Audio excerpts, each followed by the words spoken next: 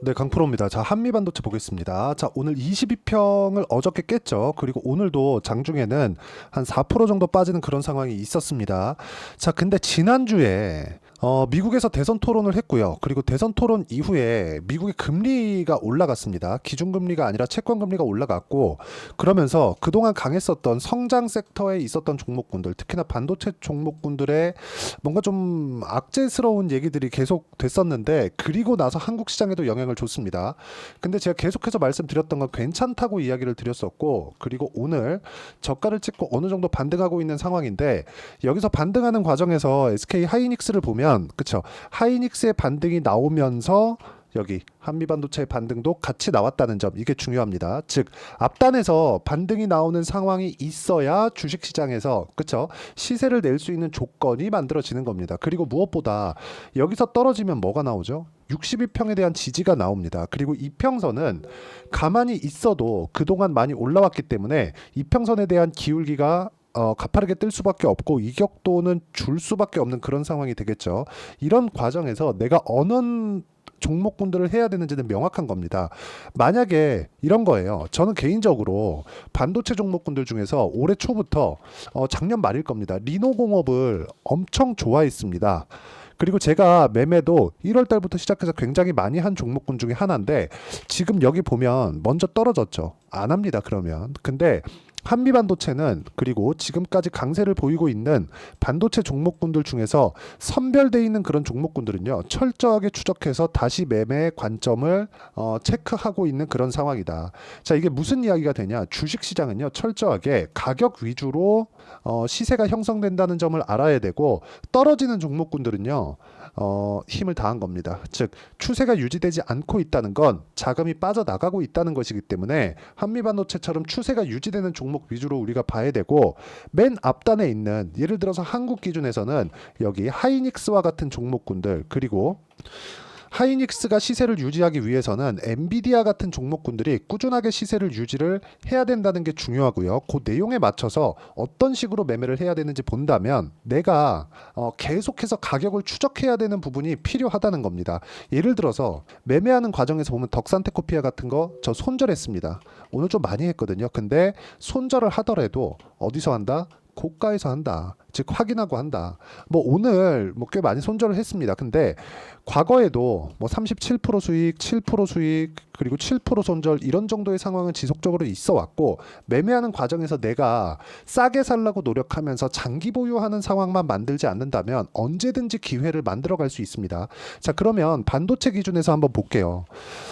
예를 들어서 뭐 DI나 그런 종목들입니다. 자, 보시면 어때요? 매수매도, 매수매도, 매수매도. 그쵸? 매도하고 나서 쭉 빠지죠. 오늘까지 또 빠지고 있는데, 한미반도체가 약간 그 조정을 보이고, 그쵸, 약간 조금 휘청거리는 그런 움직임을 보이니까 DI 같은 종목들이 다 빠지잖아요. 근데 이걸 반대로 생각을 해보면, 한미반도체가 가격을 버티고 있거나 가격을 확장시킬 수 있었을 때 하이닉스는 당연히 그런 상황이 만들어지는 거고, 여기에 맞춰서 변동성이 큰 쪽으로 우리가 매매를 꾸준히 이어갈 수 있다는 겁니다.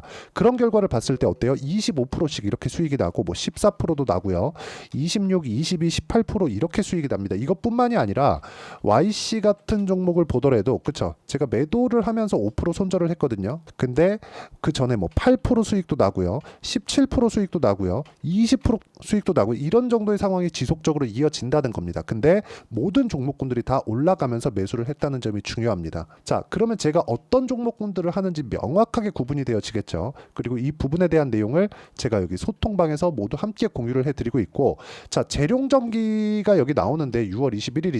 재룡전기를 한번 보면 오늘도 제가 매수를 했습니다. 자, 근데 보세요. 뭐 지금 뭐 87,700원인데 제가 매매한 가격은 88,200원입니다. 전에 7월 1일 날, 이틀 전이죠, 제가 여기 4.7%의 수익을 내고 다시 올라가는 구간이 확인하고 나서 다시 재매수를 들어간 겁니다.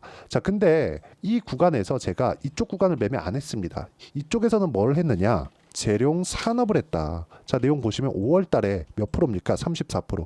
이런 정도의 상황을 만들려면 나는 계속해서 가격에 대해서 추적을 해야 되고 어떤 종목을 해야 되는지, 즉 올라가는 종목을 왜 해야 되는지를 이해를 해야 됩니다. 그 내용에 대한 부분을 제가 여기 소통방에서 공유를 해드리고 있으니까 구독과 좋아요 눌러주시면 무료 입장 가능하고요. 상단에 있는 전화번호로 구독 또는 소통이라고 문자 보내주시면 제가 여기 소통방 입장 링크를 순차적으로 공유를 해드리도록 하겠습니다. 어떤 식으로 공략을 해야 되는지 제가 다 공개를 한 겁니다. 여기에 맞춰서 우리가 한미반도체를 보면 명확하게 볼 수 있는 내용이 딱 한 가지가 있죠. 가격이 올라왔다는 것. 그렇죠? 올라오는 건 뭐예요? 돈이 들어오고 있다는 것.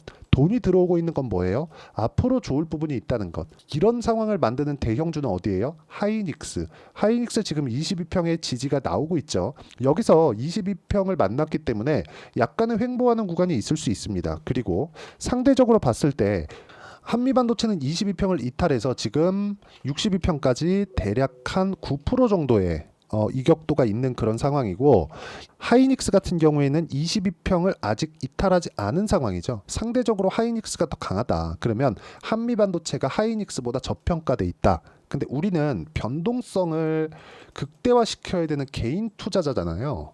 그래서 우리가 한미반도체에 반등하는 상황을 만들어서, 그쵸? 그런 상황을 체크를 하고 확인을 하면서 다른 종목군들을 어떻게 공략을 해야 되는지를 알아야 되는 겁니다. 그래서 제가 아까 전에 보여드렸었던 내용이 DI나 YC 같은 그런 종목들이에요.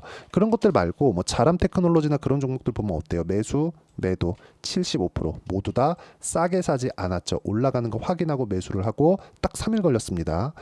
이런 수익의 폭은 시장이 결정합니다. 하지만 내가 어느 종목군을 매수하고 어느 종목군을 공략하는 건 내가 결정하는 거고, 내가 결정하는 근거는 시장이 좋을 때만 매매해야지 이런 게 아니라 올라가는 거 확인하고 매매하면 되는 겁니다. 그리고 이 내용에 대한 부분을 제가 여기 소통방에서 공유를 해드리고 있으니까 구독과 좋아요 눌러주시고 상단에 있는 전화번호로 구독 또는 소통이라고 문자 보내주시면 제가 여기 소통방 입장 링크를 무료로 문자로 공유를 해드리도록 할 테니까 상단에 있는 전화번호로 한미라고 문자 보내주시면 제가 단기 보유 전략과 실시간 타점을 문자로 공유를 해드리도록 하겠습니다.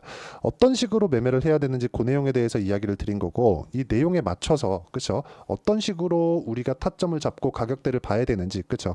뭐 이런 종목군들입니다. 그런 부분을 가격 분류 방법, 그리고 어떤 식으로 내가 판단을 해야 되는지를 제가 가장 쉽게 이해를 시켜드리도록 할 테니까 영상 끝까지 시청하시고요. 모든 분들이 성공 투자하셨으면 참 좋겠습니다.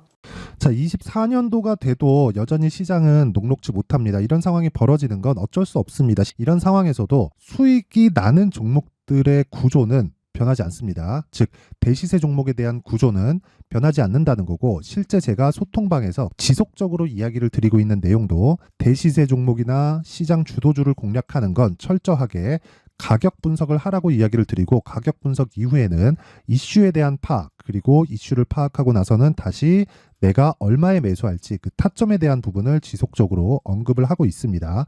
자, 근데 생각해 보세요. 시장이 굉장히 어려웠습니다. 어려운 상황에서의 어떤 종목들이 강했냐 보면 반도체와 그리고 바이오입니다. 자, 실제 여기 보면요.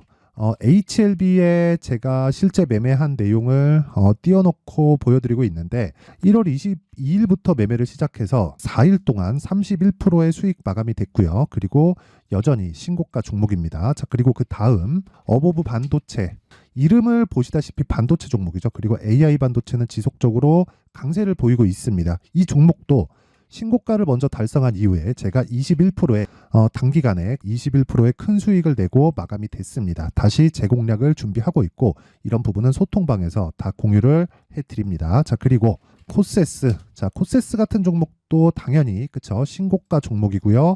그리고 반도체 종목입니다. 이 종목도 영업일 기준에서 이틀 동안 대략 한 15%의 수익 마감이 됐습니다.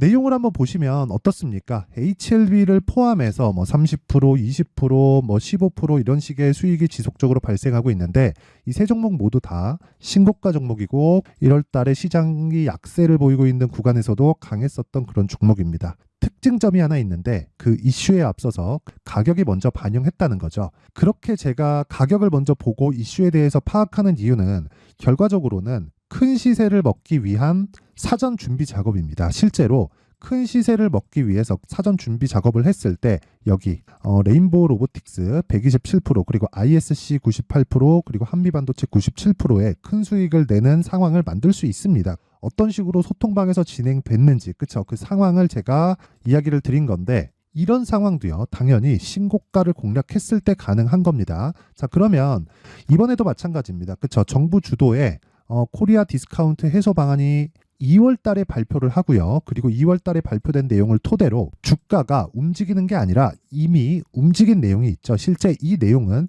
크게 중요한 게 아니라는 겁니다. 실제 움직인 내용을 보면 자 기아차입니다. 실제로 12월 달에 신고가를 만들어 놓고 정부에서 입김을 불어 넣으니까 순식간에 기아차를 포함해서 현대차 같은 거대 기업들의 주가가 2주도 채 되지 않아서 40% 정도의 큰 시세를 냅니다. 자, 그러면 우리는 어떤 종목을 봐야 될까요? 이슈를 파악해야 되는 것도 맞지만 철저하게 가격에 맞춰서 매매를 해야 되는 게 당연히 중요합니다. 정부가 주도하는 정책 방향이 있겠죠. 그 방향에 맞춰서 우리가 종목을 찾을 필요가 있다.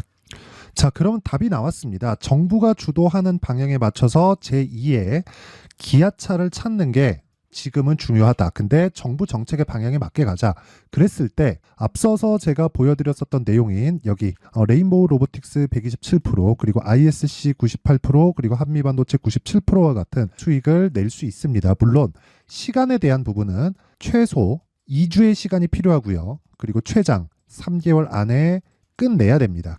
자, 기아차의 시세를 보셨던 것과 같이 2월 달에 정부 정책의 방향이 결정되고요. 바로 3월 달이면 시행입니다. 자, 그러면 우리는 거기에 맞춰서 당연히 종목을 찾아야 되고 제가 제2의 기아차를 찾아놨습니다. 제가 아까 전에 소통방에서 이야기를 드렸었던 내용 다 공개를 해드렸는데 그 내용처럼 종목만 받고 싶다 하시는 분들은요. 상단에 있는 제 전화번호로 대시세 자 대시세라고 문자를 보내주시면 정부 정책의 방향에 맞는 종목을 모든 분들에게 무료로 공개를 해드리도록 하겠습니다. 자, 제가 원하는 건 채널 성장이 목적입니다. 자, 그래서 구독과 좋아요 꼭 좀 부탁드리고요. 모든 분들이 정부 정책에 맞는 방향으로 매매를 이어가서 큰 수익 보셨으면 좋겠습니다.